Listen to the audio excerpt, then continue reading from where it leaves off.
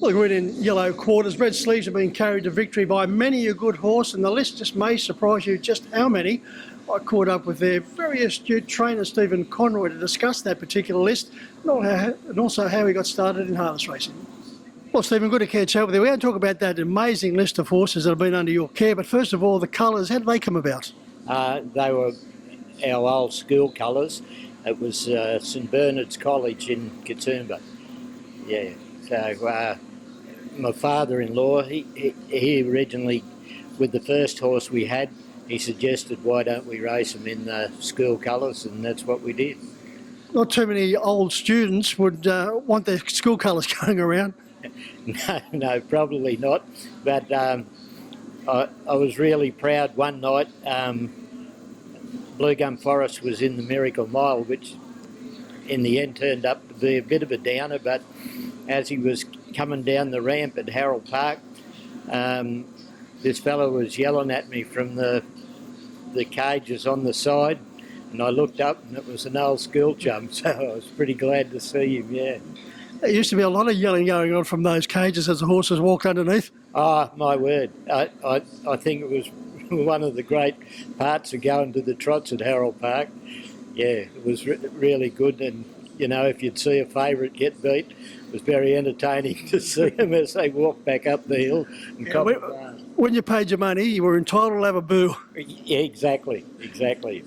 Well, Steve, how long have you been involved in harness racing now? I started probably when I was about 10, and I always loved the horses, and there was a man in Lura trained out in North Mall called Keith Chick, and he had so many good horses, and he was in partnership with Frank Callaway that raced Rabans. He didn't race Rabans in partnership with him, but he had a lot of other horses, you know, that they bred at that Stanrayer stud. And yeah, no, he had wonderful horses, yeah. So you started out when you were 10, you've had numerous decades involved in harness racing. You're about to turn 75, you look remarkably well. Personal milestone there, and for most of that journey, your wife Elizabeth has been by your side. Yes, she has. Yeah, we've been married for over 50 years now, and she's always been involved with the horses. And her brother David, he's been involved with the horses, and yeah, no, it's been a great journey. And trotting, that's what I think with it. I think it's a great family sport. You know, all our kids have been involved, and we've just had so many, you know, trips to the races, and, you know, nights out, and even small things, you know, like you'd go to Penrith Trots and the kids would go outside when they were little, and they'd meet up with the other kids and be rolling down the grass bank and all that sort of thing. They're things that they carry for life. They don't forget it. It was really good sport. Elizabeth was tied up for many years as far as being a very vital member of the track work team. Oh, yeah, she used to drive all the horses, and she used to do all the feed-ups and that, because I was working at the same time, so she'd get up in the morning, feed up, and the same in the afternoon. If I was on afternoon shift, she'd do the feed-ups. Yeah, no, she was heavily involved. I don't know what I'd have done without her. Stephen, 3 daughters, Janie, Kirsty and Gemma. Janie O'Toole, as we would know her as far as her harness racing career. Janie followed you in, but not the other 2 girls. No, Jane's always been heavily involved in it, and, you know, she a great assistance to us, and she used to drive, and I thought was a good driver. Kirsty, she raced horses with us, raced Go-Go Bop with us, and the same with Gemma. But they've been in a couple of other horses, but yeah, no, they haven't been as involved as what Jane is. Yeah. Both have, however, chalked out a very good career in their own right. Yes, Kirsty and her husband own LJ Hooker in Lithgow, and that's a very successful business for them. Gemma, she's a midwife at Bathurst Hospital, and yeah, no, they've done very well. the early stages of your career, Stephen, on tracks such as the Katoomba and Lithgow Showgrounds. Yes, that's true. We started out training at Katoomba Showground. The track was 2 furlongs and 28 yards around, and it was up and downhill, but it was a great track to condition horses. I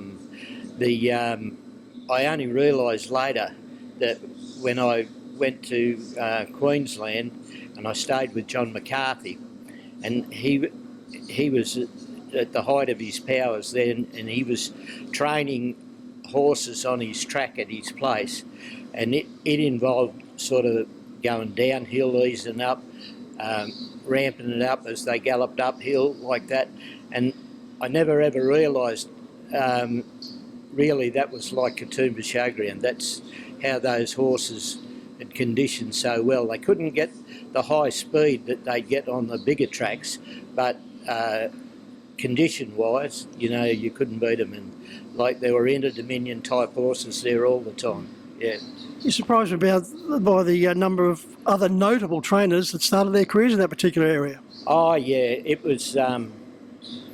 was very strong trotting area. Like the Chisholms were there, Jim and Ross, Keith Chick, as I said, Stan Bond was there, the Donahues, yeah.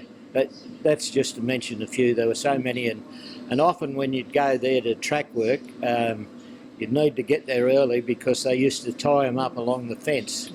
And if you didn't get there early enough, you wouldn't have a spot for your horse. But yeah, no, it was great. And the sad part, you go past there now, there's not a horse there, and they've got a sign out the front with a horse on it and a cross through it. No horses. That's how times change. You've always looked upon yourself as a hobby trainer, and you've also had a career as an electrician. Yeah, so it was always my hobby, and then I just turned 50, and they made us redundant. So I thought, I'm too young to retire. I don't know what I'll do with myself. So I thought I'll make my hobby my job, and I had this idea in my head. I had a million ideas in my head, really, because I was a bit confused. I didn't know what I was going to do.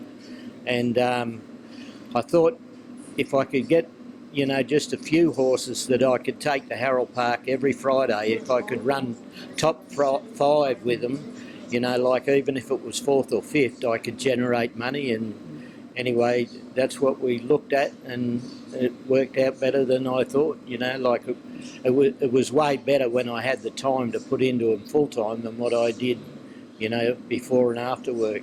Yeah. To coin a phrase, you certainly pulled the right rein, and a horse by the name of Burgundy Belle virtually got the wheels in motion. Yeah, she did. She was bred by a vet called Alan Chittick at Moss Vale, and Ross Chisholm actually bought her at the yearling sale in Sydney. I was there with him that day, and he said, when we were going home, he said, "Are you interested in taking this horse?" So anyway, I said, yeah. I got my brother and 2 other friends to go in her, and she finished up being a wonderful mare, yeah. Reached into Dominion class, and then after that we bred a lot of really good foals from her, yeah. And the breed still continues today. 2 of my favourite horses, you've mentioned one of them, Blue Gum Forest, also 12 paces, but the Santa Ana, Port Alban, Go-Go Bop, Fedora, and a horse by the name of Gems and Roses, second in a Group 1 Ladyship mile behind Peach Stream back in 2002. Yeah, she was a wonderful mare. She was only a very small mare, but she had a lot of speed and a great will to win, She was a lovely mare, yeah. Back in the mid-80s, Stephen, a horse by the name of St Albans provided you with a very emotional win at Harold Park. Yes, it was I think the race was the Lawn Derby Stakes, and it was the first feature race that we won. And to go out on Harold Park that night and receive the presentation, I was overcome with emotion. It was one of those things you never think it's going to happen to you, you know.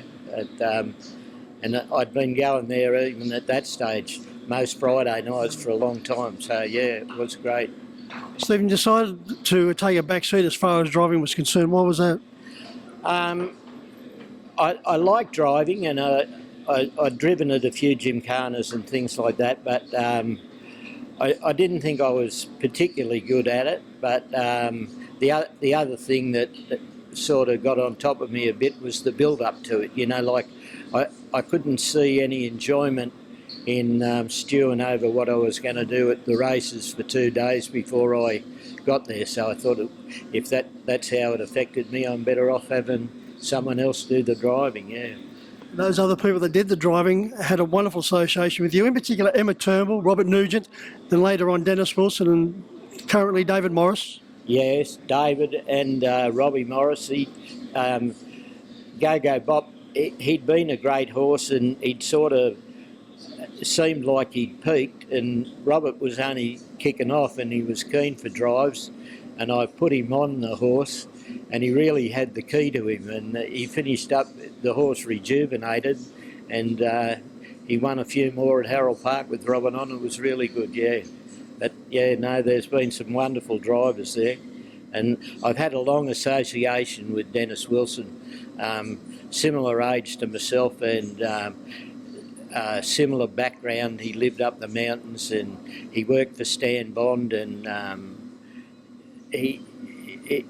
you'd go to the track daily and Dennis would be there and with his stories and what have you. Yeah, it was great, yeah.